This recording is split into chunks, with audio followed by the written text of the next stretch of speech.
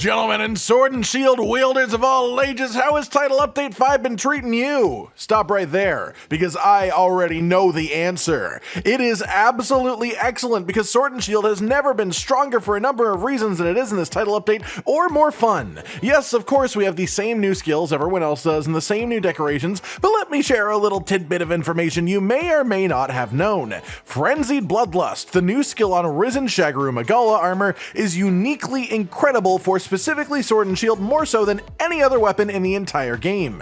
The effect of this skill states that it gives you an extra wire bug for up to 90 seconds depending on skill level once you've cleared the Frenzy debuff. The armor pieces that have this also have Bloodlust, so you're guaranteed to have it in the first place, but then on top of that it also states that this extra wire bug you get will disappear quickly if you sheath your weapon, and it does. It disappears in a small number of seconds. For most weapons, it's alright, it's somewhat manageable, but it is definitely an inconvenience more than anything, because in order to heal, you need to sheath your weapon, right? And obviously healing is a big deal for most people. To properly evade attacks with something like the Superman dive as well, you still need to sheath your weapon. Well, as players of the Sword and Shield, we know something the other 13 weapons don't. You do not have to sheath your weapon in order to use items, dummies. I don't know why they refuse to learn from us, maybe they just underestimate us, but the fact remains that Sword and Shield is the only weapon in the game whose players are allowed to use their full suite of items without ever sheathing their weapon. And so with SNS, not only is Frenzied Bloodlust manageable, it is full-on comfortable, so you can very easily just have a bonus wire bug for the vast majority of the time you're on a hunt,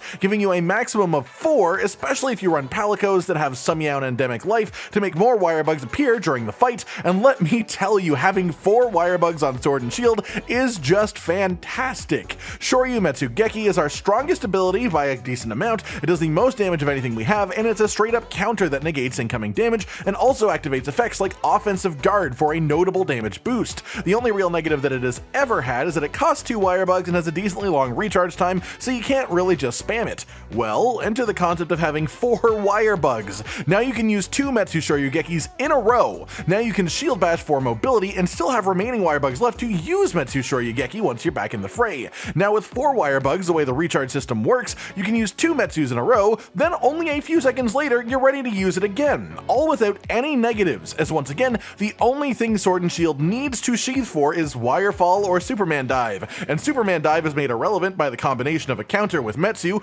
or the distance covered with shield bash, which is just incredibly far, and even if you do need to Wirefall, you can instantly attack mid-air to unsheath and not lose the wire bug fast, then heal up with your weapon still drawn. It is a match made in heaven, and it feels almost like the devs wanted this to be Sword and Shield's time to shine. So with that said, we build this into our set, of course at maximum rank, so we can abuse its full power. Then we just take advantage of the massively increased skill space that Title Update 5 has given us to create an absolutely bonkers level of offensive build with the ability to use our strongest wirebug driven skill constantly. First up, of course, we should talk about the weapon itself. Of course, a big part of what makes it so strong is our increased ability to use Metsu Shoryugeki, which is a Silkbind, so we should talk about the Amatsu weapon. With full augment slots unlocked and the correct augments applied for this build, it comes to 395 raw, compared to the Elucent Nargacuga SNS, which with proper augments also has 395. We won't count the negative affinity on the Amatsu weapon for this as we go over 100% affinity from skills anyways,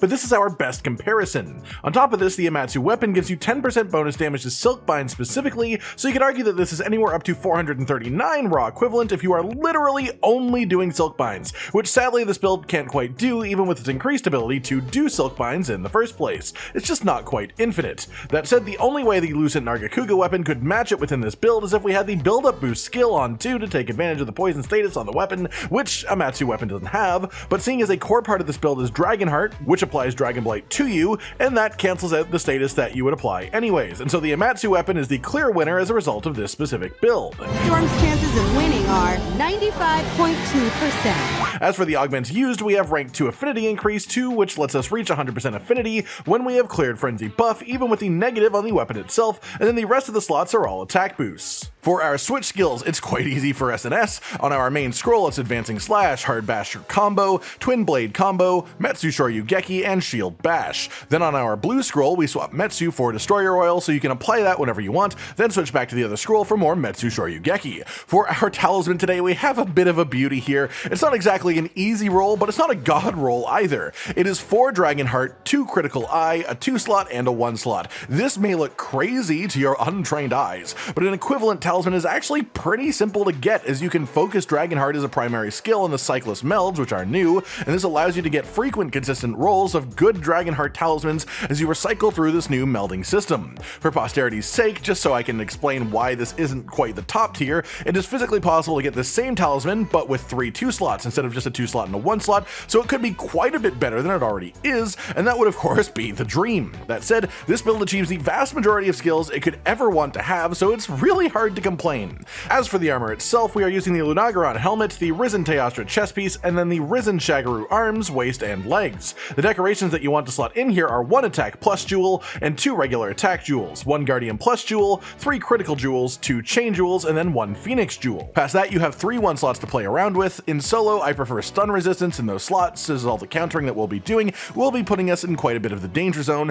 but you could go with a mix of Intrepid Heart, Spearbird's Call, or the new Shock Absorber decoration if you are doing multiplayer hunts as well. Past this, we should talk about curio crafting as well. You want to aim for a nice mix of skills here. We want the final rank of Dragonheart for sure, as this makes it much stronger, and that is in the pool these days. You want Offensive Guard, which isn't too hard to find. You want 1 rank of Burst, which again isn't very hard to find, and then you want the last 2 ranks of Wirebug Whisperer in your final slots, which again are pretty low tier skills in the system, so getting them should be quite easy. With that combination, our full skill list in the build is quite beautifully concise, as 7 attack boost, 7 critical eye, 5 Dragonheart, 3 critical boost, 3 weakness exploit, 3 offensive guard, 3 stun resistance, 3 Wirebug Whisperer, 3 Bloodlust, 3 burst, 3 frenzied Bloodlust, 1 coalescence, 1 powder mantle, and 1 strife. In order to map this all out, to give you a proper idea of how good this all is, we'll have to break out our good old friend the calculator. This weapon, when fully augmented up, has 395 raw, plus 10 for attack boost. Bloodlust is plus 20 attack while infected, plus 25% crit chance when recovered. You will on average be infected for about half of the hunt and recovered for about half of the hunt, so we count both of these bonuses at 50% of their effectiveness. So we count this as plus 10 attack for Bloodlust. Then we have burst, which for SNS can be kept active super easily, so we count this at its full plus 15 attack. Then coalescence is actually active the vast majority of the hunt, so we'll count the full plus 12 attack here. The reason for this is coalescence activates both when you clear frenzy buff and when you drop Dragonheart from healing over 80%, so this just activates consistently. That leaves us with 442 attack from our additives. Then for our multipliers, we have times 1.1 for attack boost, times 1.1 for Dragonheart when you are under 80% health, times 1.15 for offensive guard, as it's easy to keep this active between Shield Bash and Metsu Shoryugeki. Then we have our sharpness modifier. For purple sharpness, it is times 1.39. Then between 40% affinity from critical eye, 50% affinity on weak parts from weakness exploit, 5% affinity from having any red health at all with strife, which Bloodlust will make us have no matter what. Then the average of 12.5% affinity over the whole hunt from Bloodlust Frenzy recovered. Then factor in the 15% negative affinity on the weapon, which leaves us with 92.5% affinity on average, with full crit boost, which makes crits do 40% bonus damage, meaning we get to multiply our raw as a whole by 1.37. Leaving our effective raw for this build at a whopping 1171. Yeah, 1171. On top of which we get an extra 10% damage on our Silkbinds too, so for those it's essentially 1288 just to make it even juicier. No, it may not look like much on a hit-to-hit basis because SNS has low motion values per attack, but it is significantly higher and significantly stronger than Sword and Shield has been this whole expansion, putting our raw itself more than 25% higher than it was before Title Update 5, and that doesn't even count the amount of extra damage that we get from Frenzied Bloodlust, letting us have the extra Wirebug, letting us use our powerful Silkbinds notably more often than we could before without it.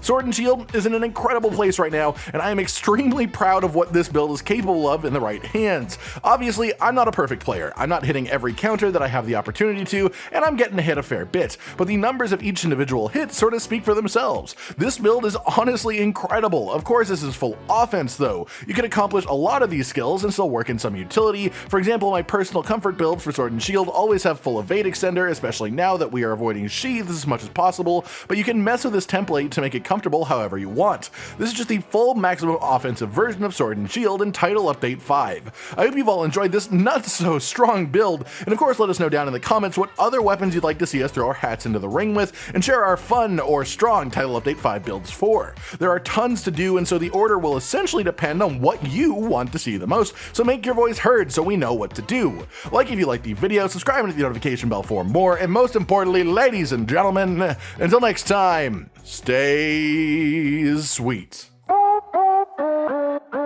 Josh, Cotton, and Hollow with the videos, dropping the humor like a hammer on your tippy toes, bringing entertainment on a daily arrangement to take our insanity and turn it into entertainment. Yes, I said entertainment twice, to reiterate that it is nice to look into your faces on a mostly daily basis when you let us in your homes to make the whole world a stage. Goodbye.